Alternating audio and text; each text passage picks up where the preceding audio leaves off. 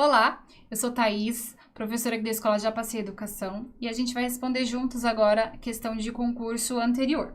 É a seguinte questão. Segundo Edwards, Gandini e Forman, 2015, a abordagem Reggio Emilia incentiva o desenvolvimento intelectual das crianças por meio do foco sistemático sobre a representação simbólica. De acordo com Edwards, Gandini e Forman, é correto afirmar a respeito da proposta realizada por esta abordagem que, vamos lá, essa rede Reggio Emilia é uma rede da Itália, de uma cidade da Itália, que foi colocada pela Unesco como referência de qualidade no atendimento da educação infantil, tá? Então, é importante saber, ter esse entendimento para saber do que a gente está falando aqui. A gente está falando de uma rede que foi caracterizada como exemplo de qualidade no atendimento da educação infantil. Recentemente, ó, é um estudo aqui a gente está apontando 2015. Então, são nas perspectivas atuais, tá? Desculpem, roscou aqui. Então, são perspectivas atuais em relação à educação e eles são referência. Então, com essa informação, a gente já consegue interpretar as alternativas. As redes de Reggio Emilia têm um currículo planejado, o qual apresenta unidades e subunidades que devem ser concluídas ao final de um ciclo de aprendizagem por cada criança.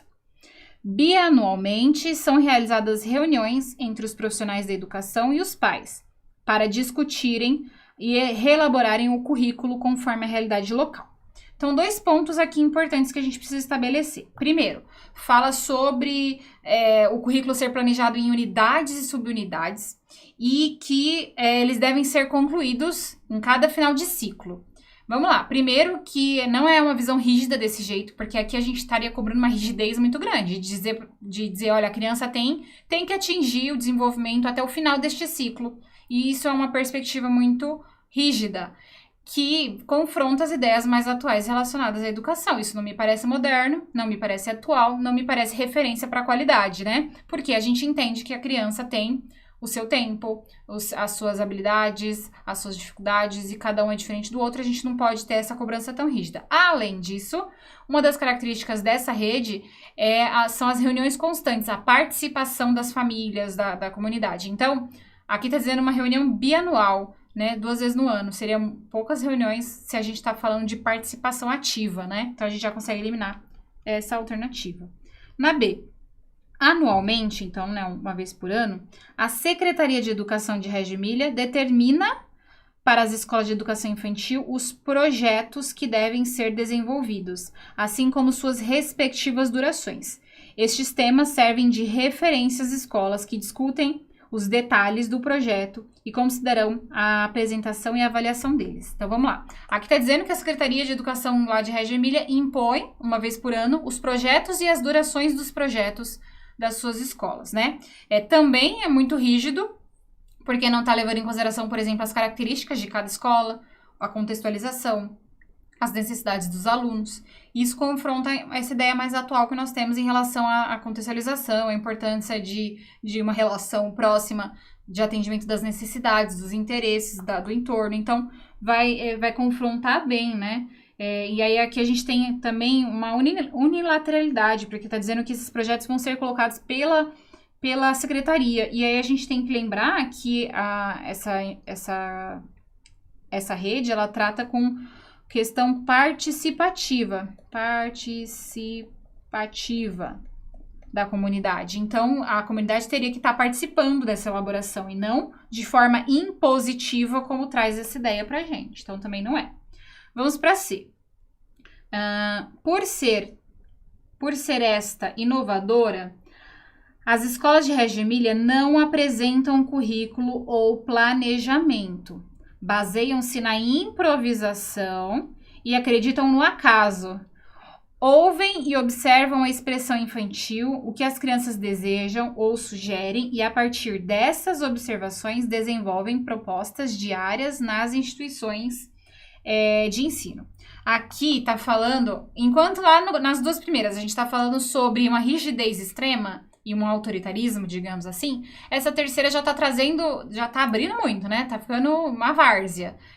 Então, não tem intencionalidade nenhuma, é tudo improvisado, a gente vai vendo como que tá lá na hora, não é assim.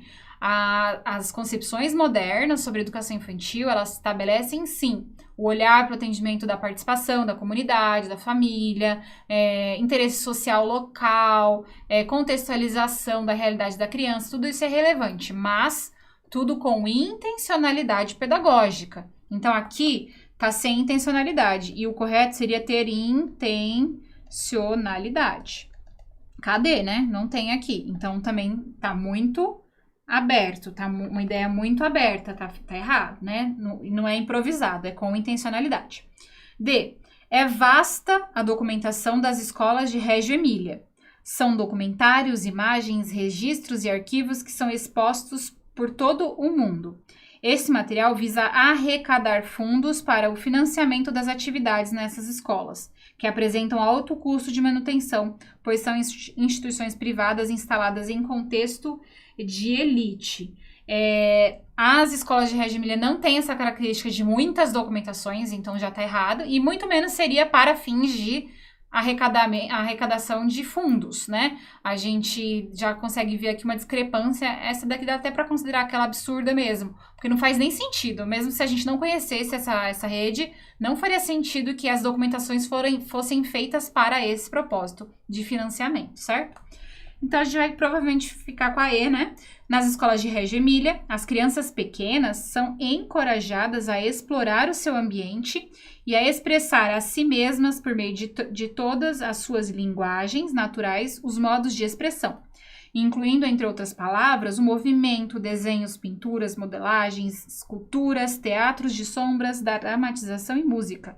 Então, aqui tá tudo bonitinho, tudo correto, aí a gente confirma a alternativa E como a correta. E só para fechar esse raciocínio, o que eu vou sempre lembrar para vocês, que é uma característica muito grande das bancas quando vai falar sobre autores ou até mesmo algumas legislações. Muitas vezes trazem ideias muito opostas, como a gente viu aqui, a alternativa A e B, ideias muito rígidas, a alternativa C, ideia muito aberta. Fora as absurdas que a gente consegue identificar logo de cara. Sempre tomem cuidado com generalizações. Quando tá muito tradicional, quando tá muito rígido, observa mais, atenta-se, né, as entrelinhas, tenta interpretar. Quando tiver também uma ideia muito solta, muito aberta, parecendo muito moderno e muito avançado, e você desconfiar que tá também muito solto, cuidado.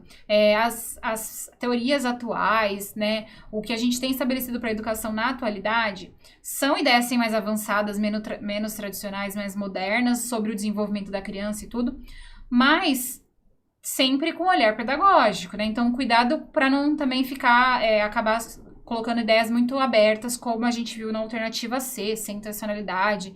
Não dizia sem intencionalidade, mas dizia de forma improvisada. Isso não é bom, né? Não é positivo. Tudo precisa de planejamento. Pode ver a base dos documentos, das legislações. A gente precisa ter os nossos planos de aula. Tudo isso é documentação obrigatória, por lei. Então, é importante a gente fazer essas observações na hora de interpretar as questões, tá bom? É isso. Nos vemos numa próxima.